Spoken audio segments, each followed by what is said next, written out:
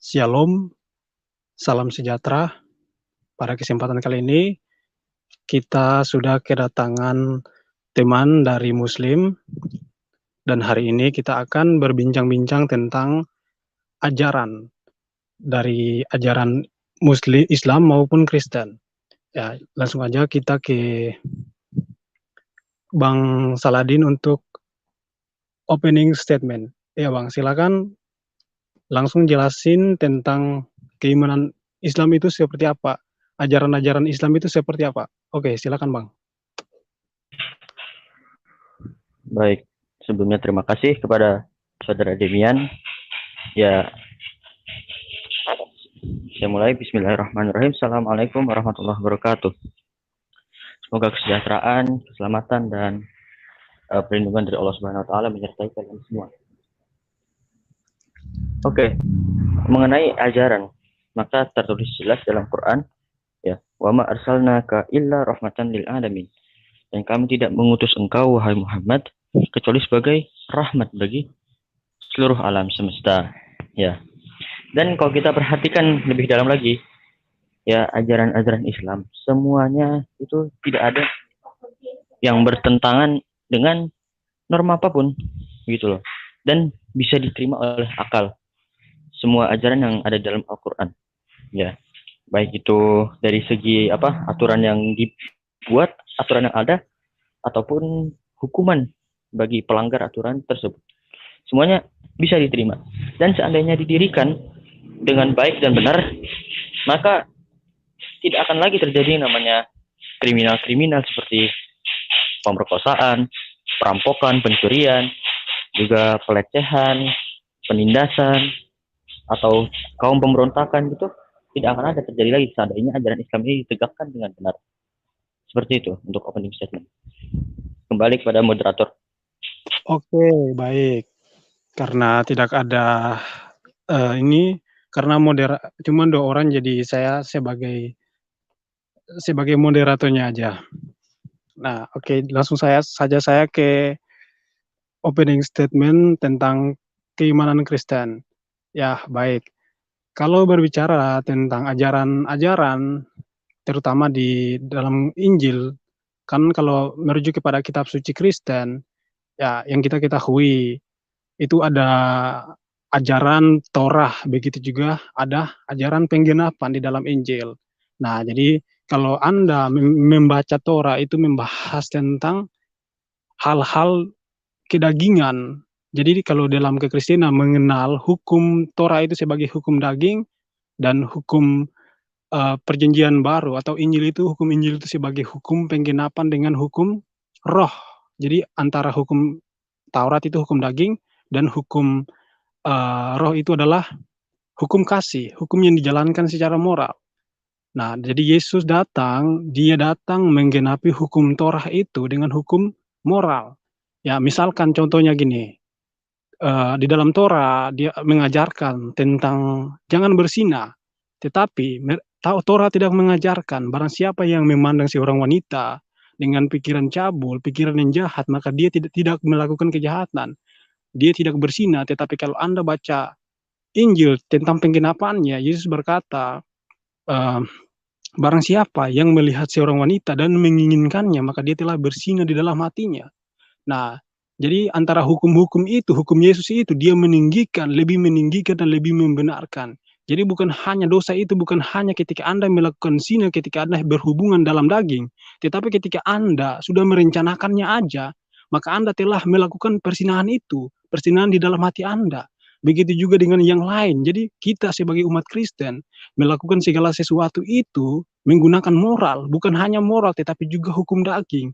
Misalkan ketika Anda membunuh nih, sebelum Anda membunuh, Anda sudah merancangkan kejahatan di dalam hati Anda dulu, baru Anda telah membunuh. Dan Yesus berkata, baru Anda membunuh, dan Yesus berkata, barang siapa yang merencanakan pembunuhan, maka dia telah membunuh. Tanpa dia belum melakukannya, tetapi dia sudah merancangkan kejahatan, maka dia telah melakukan pembunuhan di dalam hatinya. Nah, jadi itu mungkin perbedaan antara Torah dan Injil. Jadi Yesus meninggikan hukum Torah itu yang dilakukan secara daging, dia menggenapinya dengan hukum moral.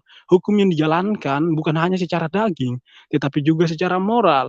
Nah, jadi kalau berbicara tentang hukum Kristen, yaitu kita berbicara tentang hukum roh dan kebenaran. Hukum roh dan kebenaran itu adalah hukum yang dijalankan secara moral. Moralitas bukan hanya dijalankan secara daging, bukan hanya diatur secara daging, tetapi lebih diatur secara roh, secara moral, dan dijalankan menggunakan hati. Ya, itu.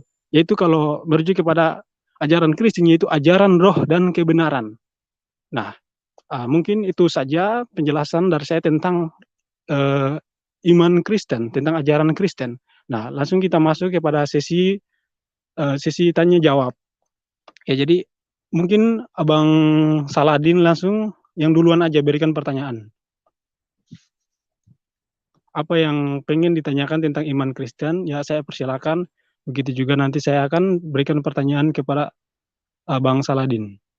Oke, silakan Bang. Ya, kalau misalkan kita melihat ajaran Kristen itu kan yang sering ditunjukkan, ditampilkan, itu kan sebenarnya sebagai ajaran kasih, gitu ya. Sebenarnya ajaran kasih ini bagus, tapi menurut saya itu sangat tidak bagus kalau tidak disertai dengan keadilan, gitu loh. Ya, contoh misalkan tadi dikatakan bahwa baru mikir berzina aja udah sama dengan berzina, baru niat sudah sama dengan melakukannya. Saya rasa ini bukan suatu keadilan, gitu. Kalau misalkan dikatakan baru niat sudah jahat, itu saya rasa itu masih wajar ya. Misalkan saya niat untuk membunuh Demian, itu misalkan ya itu dikatakan jahat, ya saya setuju dengan itu. Tapi kalau dikatakan saya sudah membunuh Demian, itu saya rasa bukan suatu hal yang adil menurut saya.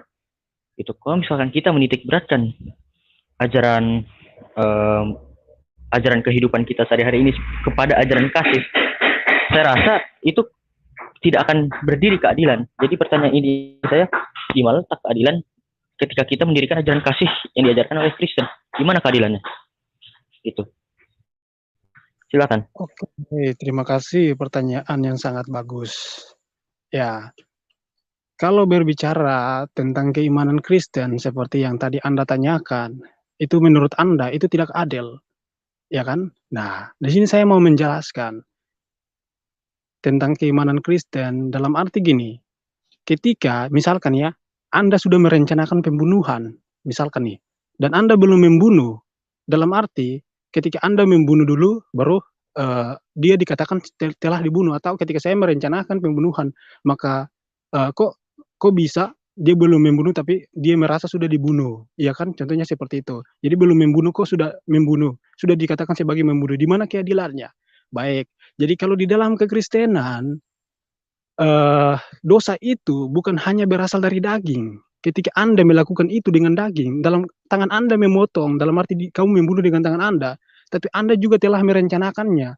Dalam arti gini, Anda melakukan kejahatan dengan daging Anda, dan juga dengan moral Anda. Anda melakukan dosa bukan hanya dengan daging Anda, tetapi juga dalam moral.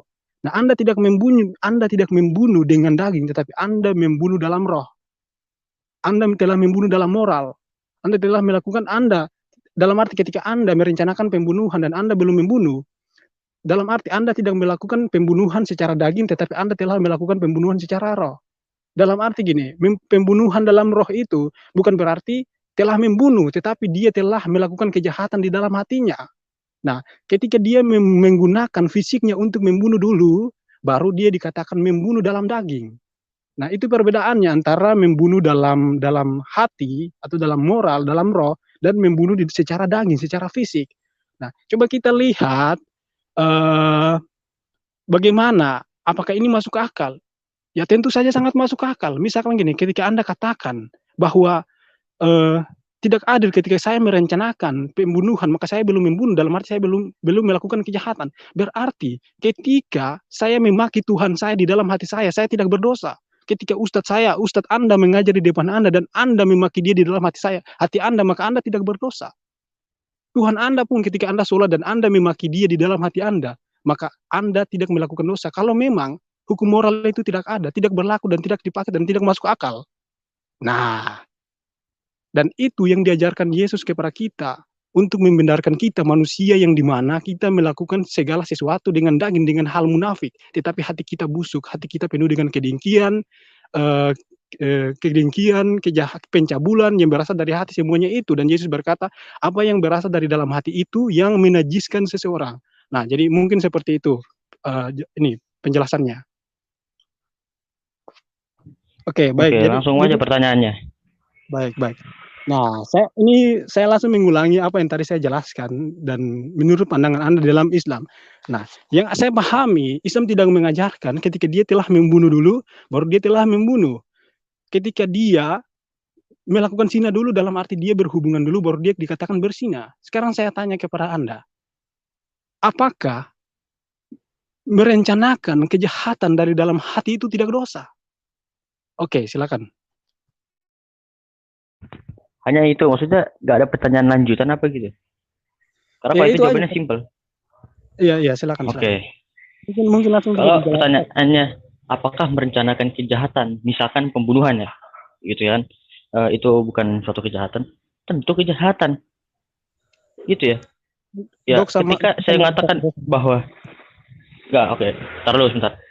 Ketika misalkan saya mengatakan bahwa di mana letak ajaran kasih, kenapa begini, kenapa ketika saya mempertanyakan ajaran kasih, itu ya sebenarnya bukan berarti saya tidak setuju dengan ajaran kasih atau ajaran moral tersebut. Saya setuju, ya, tapi saya melihat bahwa kekristenan ini terlalu menitik beratkan sama yang namanya ajaran kasih, gitu loh. Kalau Islam tidak, ya, ajaran kasih atau ajaran moral dengan ajaran kedagingan itu seimbang, gitu ya. Dan benar apa yang dikatakan Quran, umat Islam sebagai umat pertengahan. Ketika Taurat hukumnya itu terlalu berat, yang mana mereka menitik beratkan kepada hal yang berupa kedagingan, gitu kan. Dan Injil terlalu menitik beratkan kepada ajaran moral dan istilahnya ajaran kasih ya. Ya maka umat Islam berada di pertengahannya, begitu loh. Tidak terlalu berat, tidak terlalu ringan, seperti itu. Itu kan. Ya jadi kalau kembali kepada pertanyaannya, apakah berdosa atau tidak, apakah itu suatu kejahatan atau bukan di dalam Islam, jawabannya ya, itu suatu kejahatan, merencanakan pembunuhan, begitu. Silakan.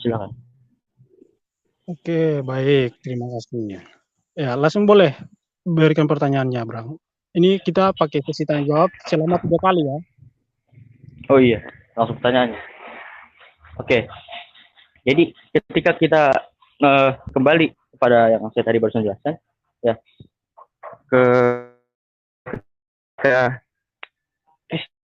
Kristen terlalu menitik beratkan kepada yang namanya ajaran moral dan kasih.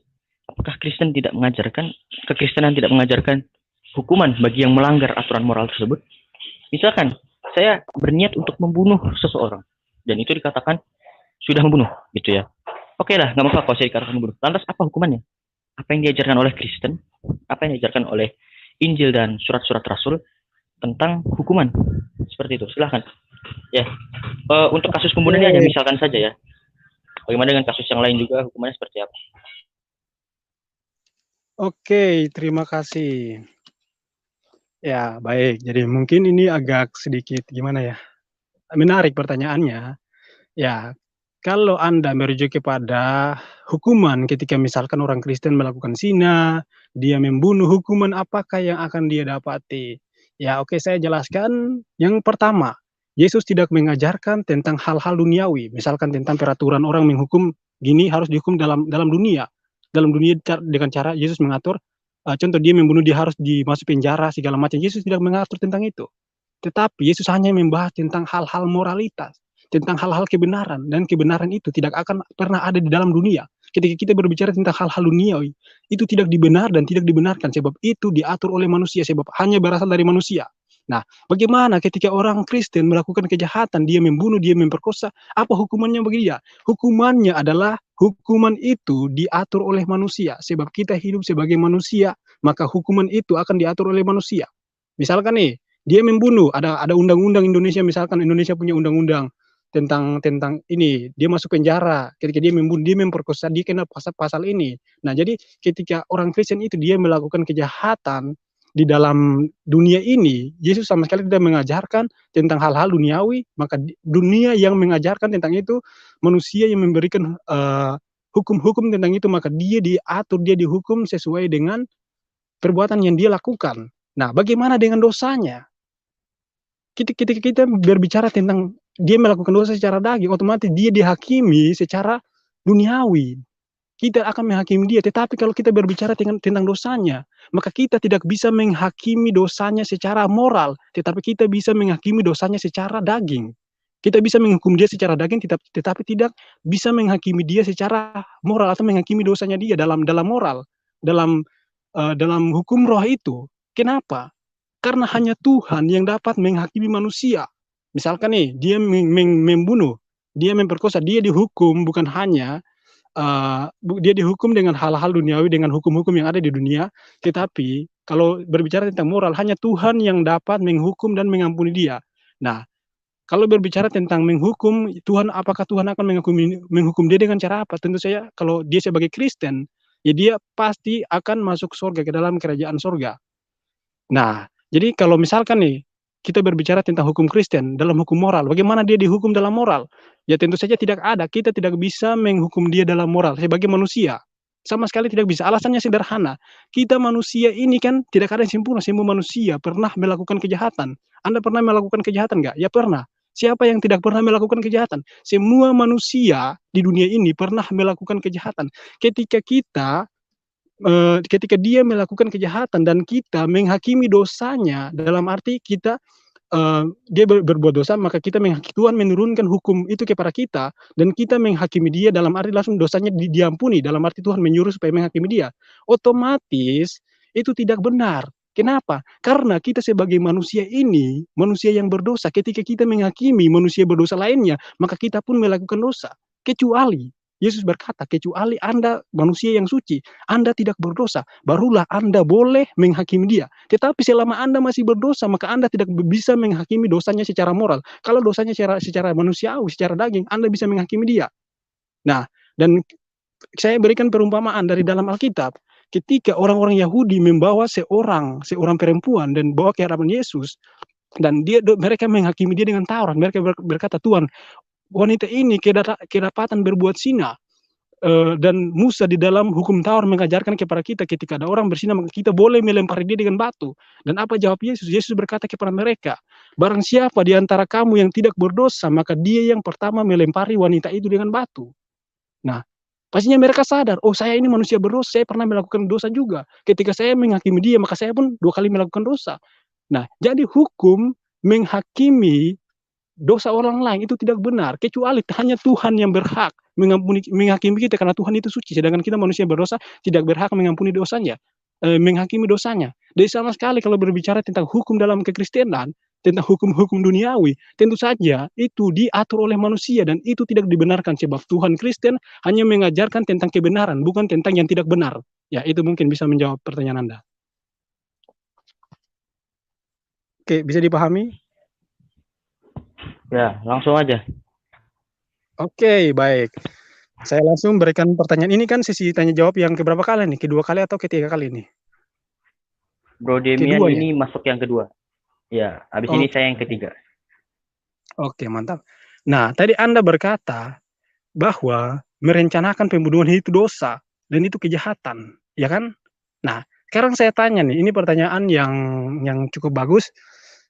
Kalau memang merencanakan kejahatan itu sudah dosa, lantas kenapa Al-Quran, Allah Subhanahu wa Ta'ala tidak mengajarkan ketika Anda telah merencanakan pembunuhan, Anda telah membunuh, telah melakukan dosa, ketika Anda melihat seorang wanita dengan pikiran cabul, maka Anda telah berzina. Apakah Islam, apakah Al-Quran, Allah Subhanahu wa Ta'ala pernah mengajarkan kepada umatnya bahwa merencanakan pembunuhan itu sudah membunuh dan memikirkan hal-hal cabul kepada seorang wanita itu sudah berzina atau tidak? Oke, itu aja. Oke, mengenai pertanyaan yang barusan, apakah ada di Al-Quran bahwa sudah berpikiran cabul itu dilarang dosa? Ada ayatnya. Ya, tapi kebetulan saya pakai HP dan kalau saya mau quit, saya mau cek datanya, itu agak susah, gitu ya. Mungkin yang Muslim familiar dengan ayat ini. Wala taqrabuz zina. Jangan kalian dekati zina. Mendekati zina itu apa aja, gitu loh. Ya, mendekati zina itu pertama. Ya, bukan pertama. Ada banyak hal sebenarnya. Gak bisa disebutkan satu-satu. Berpikiran cabul itu sudah termasuk mendekati zina, gitu kan? Melihat dengan istilahnya nafsu itu juga sama mendekati zina, gitu kan? Terus ngintip, ya itu juga sama aja mendekati zina. Nonton yang tidak nonton perbuatan asusila itu juga termasuk mendekati zina, dan itu dilarang dalam Islam, gitu loh. Dan kalau mengenai masalah pembunuhan, itu saya kurang tahu, gitu loh. Karena sebenarnya pembunuhan ini kalau baru rencana, itu kan berarti yang tahu hanya Tuhan dan yang bersangkutan. Begitu pula dengan istilahnya apa ya tadi, yang mendekati zina itu atau yang berpikiran cabul lah istilahnya. Itu kan yang tahu hanya Tuhan dan yang bersangkutan, gitu kan? Ya berarti otomatis dosanya itu ya ditanggung oleh dia, dan manusia tidak bisa berbuat apa-apa karena manusia tidak tahu apa yang ada di dalam hatinya, gitu kan? Jadi kalau kita membandingkan antara ajaran Kristen, terutama di ajaran kasihnya, dibandingkan dengan maksudnya ajaran moral yang ada di Kristen dengan ajaran moral yang ada di Islam, saya rasa ajaran Islam juga sebenarnya lebih cocok gitu. Kenapa? Ya karena tadi gitu loh. Hampir semua yang ada di Kristen itu juga diajarkan di Islam. Ya, tapi ada ajaran-ajaran di Quran di Islam, tapi tidak diajarkan oleh Kristen. Gitu loh. Ya, sama seperti mengenai masalah apa tadi? Berpikiran cabul, apakah itu tidak ada larangannya di dalam Islam? Apakah tidak ada divonis sesat? Divonis dosa gitu. Ya, yang jelas ada larangannya dalam Islam. Untuk mendekati zina itu dilarang, gitu. Bunyinya wala taqrabuz zina. Mungkin yang Muslim bisa cek di Google, tulis wa lam alif dan seterusnya taqrabuz zina. Jangan dekati zina. Itu ayat yang sangat terkenal. Ya, dan ini sering dijadikan dalil bahwa Muslim dilarang untuk menonton konten pornografi. Ya, itu dilarang dalam Islam. Kenapa? Itu ayatnya. Jangan dekati zina. Dan menonton yang seperti itu termasuk mendekati zina. Ya, jadi sudah terjawab ya pertanyaan tadi, gitu kan? Langsung aja ya, Bro Dimen, saya nanya yang pertanyaan terakhir saya. Oke, silakan Bang. Oke, pertanyaan yang ketiga ya. Mungkin bisa dibilang ini jadi pertanyaan yang terakhir. Tadi saya lihat bahwa ajaran Kristen yang diberitahu oleh Demian ini seakan-akan tidak punya pendirian tersendiri dalam masalah termasuk dalam masalah moral, gitu loh.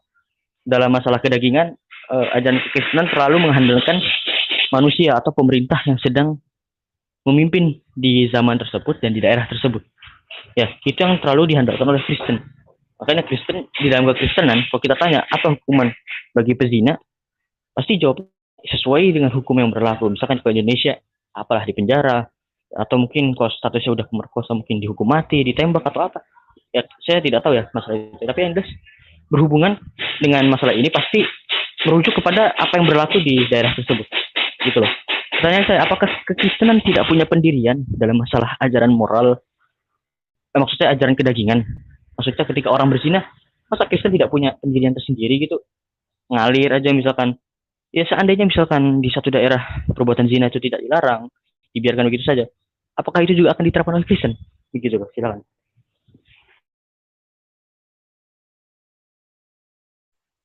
Oke, terima kasih Bang pertanyaannya. Ya, kalau kita berbicara tentang hukum daging, Yesus pun mengajarkan tentang hukum daging. Tetapi kalau berbicara tentang hukum yang akan dia dapat ketika dia melakukannya, otomatis kita akan merujuk kepada hukum duniawi, hukum yang diatur secara manusiawi. Saya kasih contoh nih ya, Yesus berkata, jangan berzina.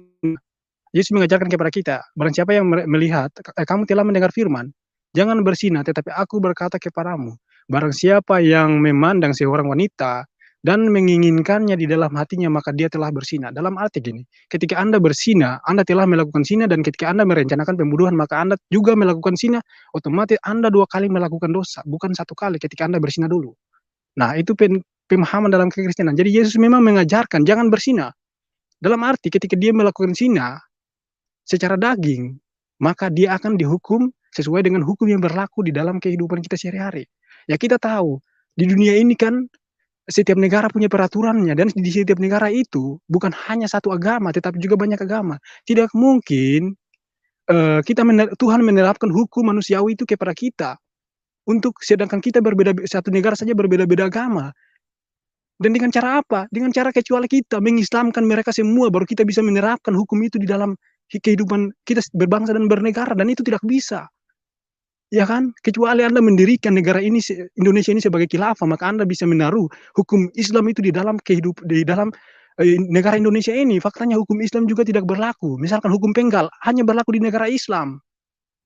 Orang yang mencuri dipotong tangannya itu hanya berlaku, dan hukum itu tidak berlaku. Dan Muhammad pun mengajarkan ketika kita hidup di suatu negara, maka kita pun akan mengikuti hukum di negara itu, di wilayah itu. Sama seperti kalau Yesus kan memang tidak mengatur tentang hal itu. Jadi ketika dia melakukan kejahatan itu, maka dia akan dihukum sesuai dengan hukum yang berlaku. Dan itu bisa diatur oleh manusia. Dan perlu Anda ketahui, jangankan di dalam kehidupan kita berbangsa dan bernegara yang diatur oleh manusia, hukum Torah yang mengatur dengan secara daging pun tidak dibenarkan oleh Tuhan. Justru manusia itu yang melakukan hukum secara daging itu masuk ke dalam kutukan. Ulangan 27 ayat 26, di situ dikatakan, terkutuklah orang yang tidak menepati perkataan hukum Taurat ini dengan perbuatan. Hukum Taurat itu kan ada banyak. Ketika Anda melanggar satu kecil atau sekecil apapun hukum Taurat, maka Anda telah jatuh, terjerumus, dan masuk ke dalam kutukan itu. Jadi hukum secara manusiawi itu tidak dibenarkan, tetapi manusia justru jatuh ke dalam kutukan. Saya kasih satu contoh gini. Saya kan ini manusia berdosa. Contoh ya, di Torah mengajarkan barang siapa yang melakukan kejahatan, ya, maka dia akan dihukum sesuai dengan perbuatannya itu, maka dosanya itu sesuai dengan hukum itu. Dosanya sesuai dengan hukum itu, bukan sesuai dengan Tuhan. Begitu juga dengan Islam. Kalau misalkan dia melakukan perbuatan jahat, dia dihukum, maka dosanya itu dihapus sesuai dengan hukum yang sudah dia terima. Kalau dalam kekristenan itu tidak. Nah, itu perbedaan hukum antara agama-agama lain.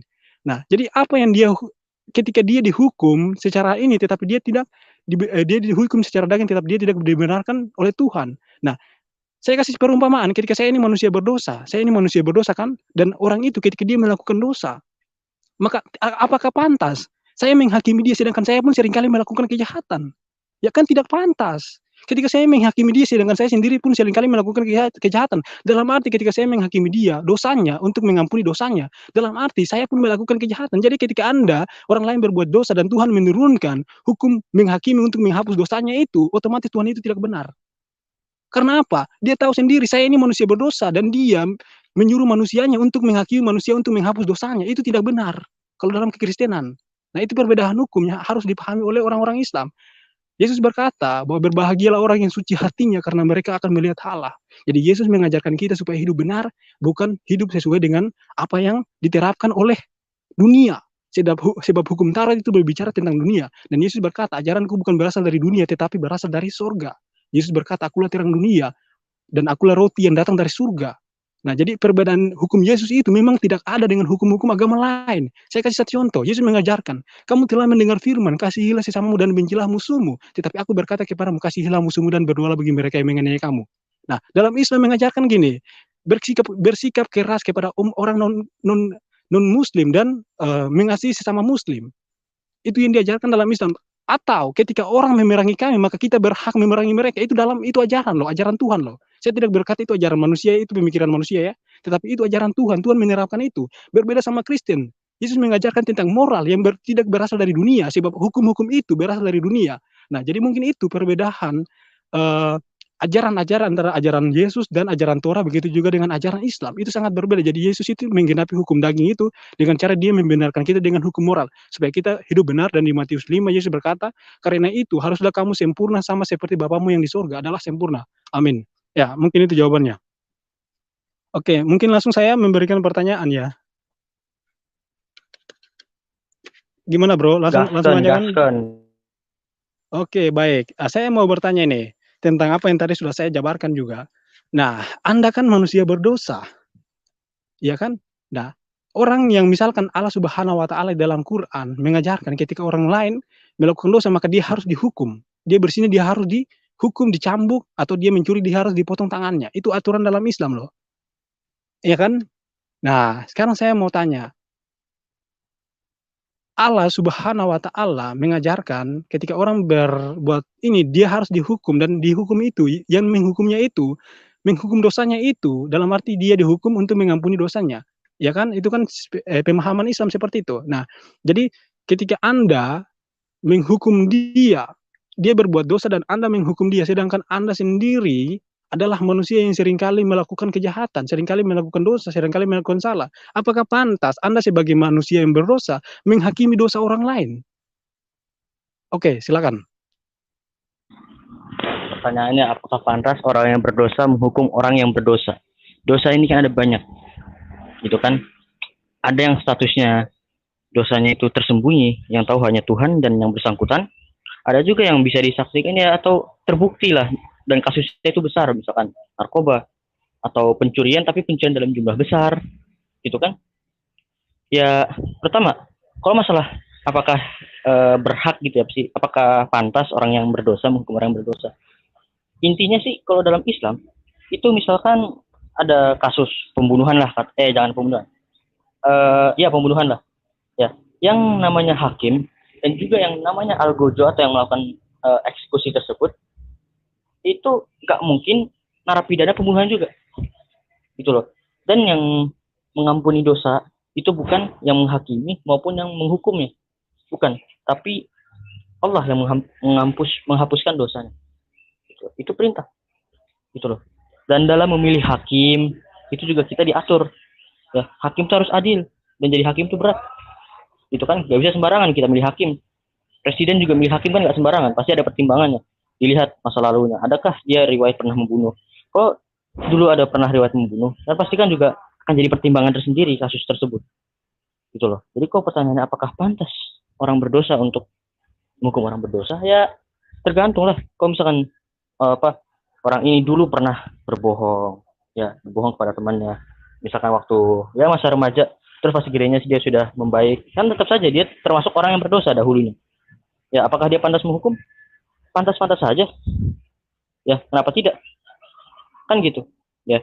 Oleh karena itu kita juga mengenal istilah akhirat itu sebagai hari paling adil, gitu loh. Di hari penghakiman nanti itu tidak ada satupun manusia yang luput dari dosanya, ya di situ. Jadi manusia hanya bisa menghakimi sesuai batas kemampuannya, gitu. Ketika orang membunuh, misalkan ada pembunuh, katakanlah dia membunuh 5 orang, maka manusia hanya bisa menghukum dia 1 kali pembunuhan, ya. Sedangkan nyawa 4 orang yang dia bunuh dulu itu nggak terbayarkan, maka itu akan dibayarkan di akhirat, ya. Manusia hanya bisa mendirikan hukum semampunya, dan itu pun dibimbing oleh Tuhan, ya. Jadi kalau pertanyaannya apakah pantas orang berdosa menghakimi dan menghukum orang yang berdosa, itu pantas-pantas saja, gitu loh.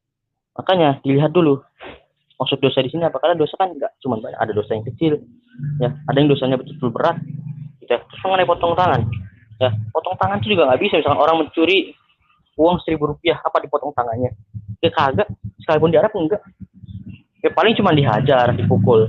Ya kalau misalkan mencurinya katakanlah sampai 100.000, itu mungkin dipotong jarinya, ya. Dalam memotong tangan pun kita juga ada aturannya, ya. Kalau misalkan segini maka potong jarinya, kalau segini maka potong sampai sikutnya.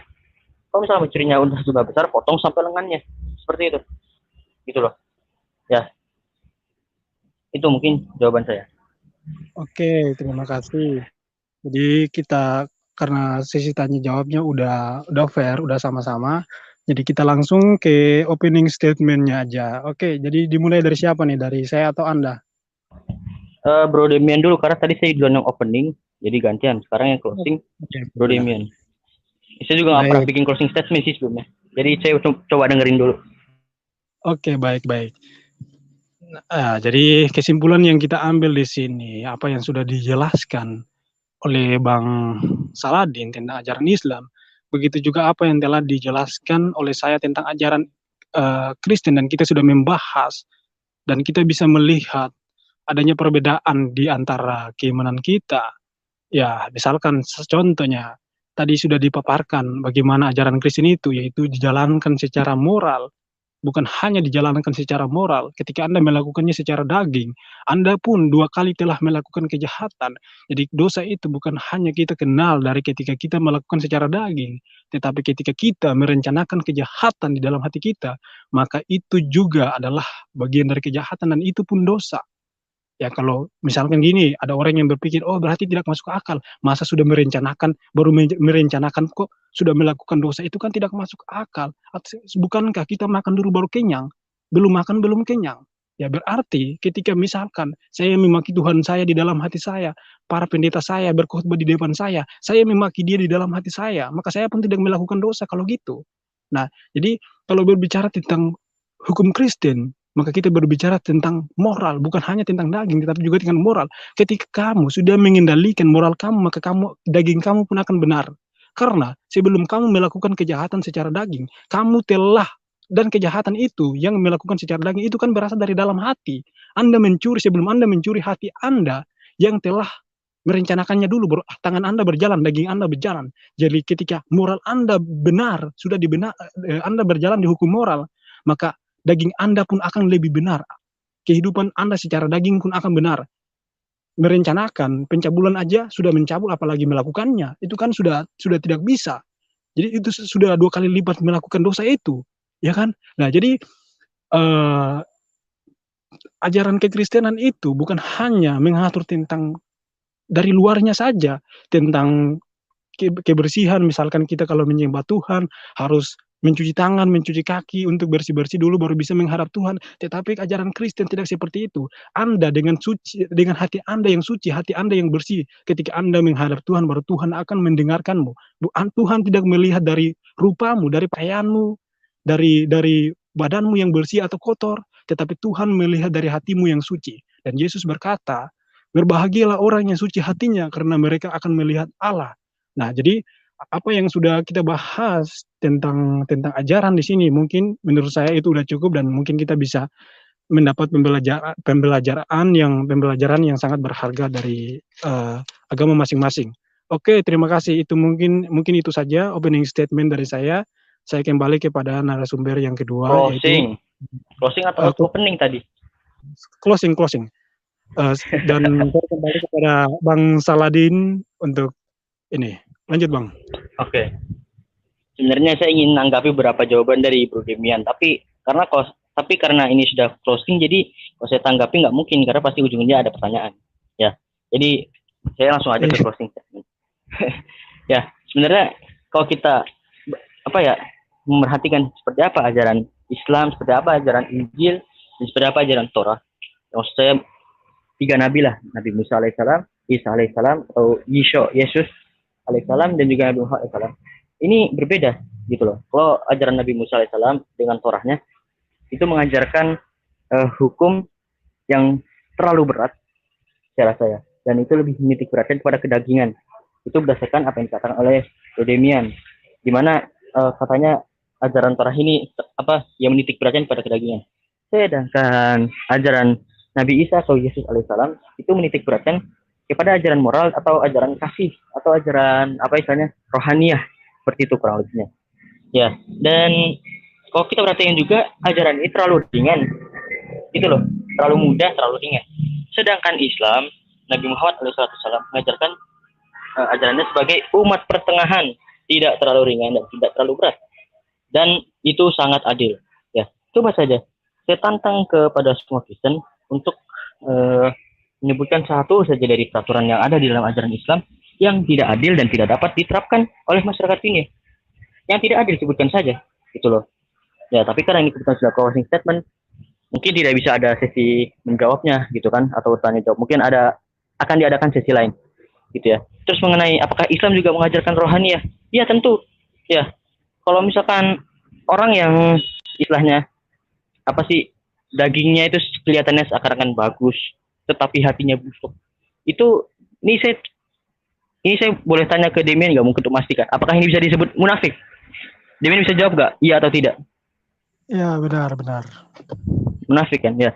Dan dalam Islam menjadi orang munafik pun itu juga dilarang. Dan tanda-tanda orang munafik kalau yang diajarkan oleh Islam itu ada 3. Itu yang paling utama. Yang pertama dia berbohong kalau dia berucap. Yang kedua kalau dia berjanji dia akan khilaf. Dan kalau dia diberi amanah dia akan berkhianat. Seperti itu. Itu tanda-tanda orang munafik yang paling utama. Gitu. Ya jadi sebenarnya Islam mengajarkan hal kedagingan ya sampai sedetil-detil ya gitu loh. Ya, dan juga mengenai hal rohani ya, Islam pun juga mengajarkan hal yang sama. Itu hadis yang terkenal dalam urutan pertama dalam hadis hadis yang 40 yang ditulis oleh Imam An-Nawawi, itu yang pertama apa? Innamal a'malu binniyat. Sesungguhnya perbuatan ya yang bisa dibilang perbuatan pasti hal-hal yang bersifat kedagingan itu bergantung pada niatnya. Gitu kan? Dan pasti antum semua sudah tahulah familiar hadis ini bagi yang muslim. Ya, jadi untuk kesimpulan maka bisa dikatakan bahwa ajaran Kristen 3 agama ya saya bandingkan. Ajaran Yahudi berdasarkan ajaran Torah yang berdasarkan dipaparkan oleh Bro Demian itu terlalu berat dan terlalu menitik beratkan kepada kedagingan. Kalau ajaran Yesus itu saya rasa terlalu ringan dan bukan terlalu sih, menitik beratkan kepada hal-hal yang sifatnya rohani ya. Sedangkan ajaran Islam itu berada di pertengahannya. Ya, mungkin itu closing statement saya. Ya, taufiq wal hidayah. Assalamualaikum warahmatullahi wabarakatuh. Oke, terima kasih Bang atas opening statement-nya. Nah, jadi mungkin ini saja perdebatan kita. Closing statement. Ya, closing statement. jadi mungkin ini saja sampai di sini perdebatan diskusi kita di siang hari ini. Semoga bermanfaat dan buat kalian yang menonton jangan lupa like, komen dan subscribe.